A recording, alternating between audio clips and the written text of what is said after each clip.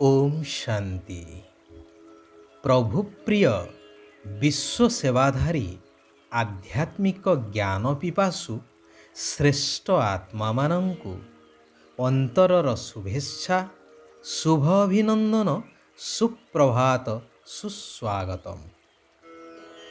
जुग अनुसारे वंश बा पीढ़ीर प्रचलन यह अनादि कालर विधि व्यवस्था अटे। जेपरि जुग चारि सेहीपरि वंश मध्य चारि। सूर्यवंश, चंद्रवंश, वैश्यवंश एवं शूद्रवंश। जदि जुग एवं वंशर विधि व्यवस्था रही तेबे एही सबु जुगरे बा वंशरे आत्मा मानंकु गति करिबाकु पड़िबो निश्चय निज निजर कर्म अनुसारे। अर्थात जेउ आत्मा जुगर आरंभ अर्थात सत्य जुगरे सूर्यवंशरे आसुछि सेही आत्मा ही तार स्थिति शक्ति एवं कर्मर फल अनुसारे पुनः जन्म नेई नेई चंद्रवंश वैश्यवंश एवं शूद्रवंशरे आसुछि निश्चय। अर्थात देवी देवतांकर जेतेबेले आत्मशक्ति ह्रास पाउछि सेमानंकर स्टेज धीरे धीरे कमिबाकु लागुछि, जहाकु शास्त्र रे कुहा जाउछि कि देवता मानंकु राक्षस माने परास्त करिदेले बा अन्य अर्थरे कहि परिबा देवात्मा माने राक्षस प्रवृत्तिर अधीन ही गले। एथिरु प्रमाणित हुए कि सही आत्मा गुण अनुसारे देवता हेउछि एवं परे मनुष्य जन्म रे आसुछि, जहा मध्य भागवतरे उल्लेख अछि नर देहे नारायण एवं नर देहे दिव्य ज्ञान देखि संतोष भगवान।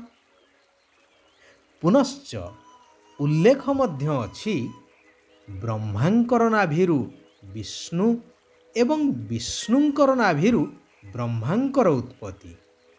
अर्थात आत्मा एक परंतु स्थान एवं काल अनुसारे पात्र केवल जहा बदलुछि। एठारे विचार करा जाई पारे कि ब्रह्मांक द्वारा जदि रचना हेउछि तेबे केउ दुनियार रचना हेउछि एवं केतेबेले हेउछि ए कथा मध्य आम मानंकु स्पष्ट हेबा उचित। टिके चिंता करंतु, स्वयं भगवान प्रजापिता ब्रह्मांक द्वारा स्थापना करुछंती तेबे निश्चय श्रेष्ठ दुनिया अर्थात सत्य जुगर स्थापना करिवे एवं एही कली जुगर ही सत्य जुगर स्थापना करिवे निश्चय। तेबे ब्रह्मा मध्य एही कली जुगर हेइथिबे तो तेणु तो ब्रह्मांकर पूजन नाही। वर्तमान सेही सत्य जुगी सूर्यवंश को जीवार श्रेष्ठ शिक्षा स्वयं परमात्मा साधारण वृद्ध शरीर रे दिव्य अवतरण करी प्रदान करुछंती, जहांकर नाम रखिछंती प्रजापिता ब्रह्मा। सेथिपाई परमात्मा शिव बाबा कहउछंती मधुर आत्मिक संतान माने शरीर निर्वाह अर्थे कर्म कर, किंतु अति कम रे 8 घंटा निराकार शिव पितांकु स्मरण करि चाल, सारा विश्व को शांतिर दान दियो, निज समान श्रेष्ठ हेबार सेवा कर, निमित्त होई हातरे कर्म कर एवं बुद्धि को शिव बाबांको पाखरे लगाई रख निरंतर। तेबे सूर्यवंशी कूलरे निश्चय आसीजिव। जदि सूर्यवंशी कूलरे उच्च पद पाइबाकू चाहुछ ତେବେ ଶିବ ବାବାଙ୍କୁ ସ୍ମରଣ କରି ଚାଲ ଏବଂ ଅନ୍ୟମାନଙ୍କୁ ମଧ୍ୟ ସ୍ମରଣ କରାଇ ଚାଲ। ଯେତେ ଯେତେ ସ୍ୱଦର୍ଶନ ଚକ୍ରଧାରୀ ହେବ, ଅନ୍ୟମାନଙ୍କୁ କରାଇବ, ସେତେ ଉଚ୍ଚ ପଦ ପାଇପାରିବ। ସ୍ୱଦର୍ଶନ ଅର୍ଥାତ୍ ମୁଁ ନିଜେ ଆତ୍ମା ଭିନ୍ନ ଭିନ୍ନ ଯୁଗରେ ଭିନ୍ନ ଭିନ୍ନ ନାମ, ରୂପ, ଦେଶ, କାଳରେ କିଭଳି ଭାବେ ଆସି ଅଭିନୟ କରୁଛି, ତାହାର ଜ୍ଞାନକୁ ବୁଦ୍ଧିରେ ମନ୍ଥନ କରିବାକୁ ହିଁ ବାସ୍ତବରେ ସ୍ୱଦର୍ଶନ ଚକ୍ରଧାରୀ ହେବା କୁହାଯାଏ। ଆତ୍ମିକ ପୁରୁଷାର୍ଥ କରି ସମ୍ମାନର ସହିତ ଉତ୍ତୀର୍ଣ୍ଣ ହେବା ଦରକାର। ଏପରି କୌଣସି କର୍ମ ନ ହେଉ ଯାହାକି ଦଣ୍ଡ ଭୋଗିବାକୁ ପଡ଼ିବ। ଯିଏ ଦଣ୍ଡ ଭୋଗ କରିବ, ତାର ପଦ ମଧ୍ୟ ଭ୍ରଷ୍ଟ ହୋଇଯିବ। ଯେପରି ଦୁନିଆରେ ଜଣେ ଉଚ୍ଚପଦସ୍ଥ ଅଧିକାରୀ ସରକାରୀ ଅର୍ଥ ଆତ୍ମସାତ କରିଥିବା ଅଭିଯୋଗରେ ବା ଦୁର୍ନୀତି କରିଥିବା ଅଭିଯୋଗରେ ଦଣ୍ଡ ତ ଭୋଗ କରିଥାନ୍ତି ଏବଂ ନିଜର ପଦ ମଧ୍ୟ ହରାଇଥାନ୍ତି, ସେହିଭଳି ଏଠାରେ ଶିବ ବାବାଙ୍କର ସନ୍ତାନ ହୋଇସାରିବା ପରେ ଯଦି ମନ, ବଚନ ଏବଂ କର୍ମରେ କୌଣସି ଅଶୁଦ୍ଧତା ଆସିଲା ବା କୌଣସି ଭୁଲ ହେଲା, ତେବେ ସେଥିପାଇଁ ଦଣ୍ଡ ମଧ୍ୟ ଭୋଗ କରିବାକୁ ହେବ ଏବଂ ଭବିଷ୍ୟ ନୂଆ ଦୁନିଆରେ ପଦ ମଧ୍ୟ କମ୍ ମିଳିବ।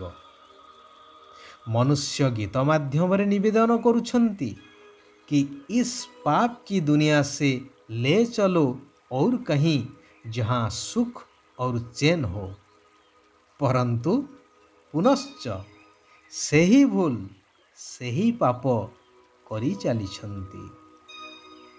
ଶିବ ବାବା କହୁଛନ୍ତି, ଏହି କଲ୍ୟାଣକାରୀ ପୁରୁଷୋତ୍ତମ ସଙ୍ଗମ ଯୁଗର ଶ୍ରେଷ୍ଠ ସମୟରେ ଶ୍ରେଷ୍ଠ ପିତାଙ୍କର ଶ୍ରେଷ୍ଠ ମତ ଦ୍ୱାରା ବାବାଙ୍କ ସମାନ ସର୍ବଗୁଣରେ ସମ୍ପୂର୍ଣ୍ଣ ହେବାକୁ ପଡ଼ିବ।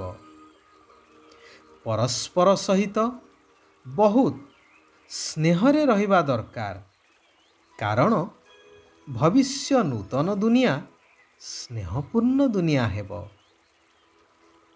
ସଂସ୍କାର ତ ସେହିଠାରେ ହିଁ ଜନ୍ମ ନେବ ନାହିଁ, ତେଣୁ ସେଠାକୁ ଯିବା ପାଇଁ ହେଲେ ଏବେଠାରୁ ସେହିଭଳି ସବୁ ସଂସ୍କାରକୁ ଧାରଣ କରିବାକୁ ହେବ। କେବେ କାହାକୁ ବି ମନ, ବଚନ, କର୍ମରେ ଦୁଃଖ ଦେବା ଅନୁଚିତ। ଚାଲିବା, ବୁଲିବା, କର୍ମ କରିବା ସମୟରେ ମଧ୍ୟ ନିରାକାର ପିତାଙ୍କୁ ମନେ ପକାଇବାର ଅଭ୍ୟାସ କରିବା ଆବଶ୍ୟକ, ଯଦ୍ୱାରା ଅନ୍ତିମ ମତି ଅନୁସାରେ ଗତି ପ୍ରାପ୍ତ ହୋଇପାରିବ। ଅର୍ଥାତ୍ ଅନ୍ତମତି ସ୍ୱଗତିକୁ ପ୍ରାପ୍ତ ହୋଇପାରିବ। ଯୋଗଯୁକ୍ତ ହୋଇ ସାରା ବିଶ୍ୱକୁ ଶାନ୍ତିର ଦାନ ଦେବାକୁ ହେବ।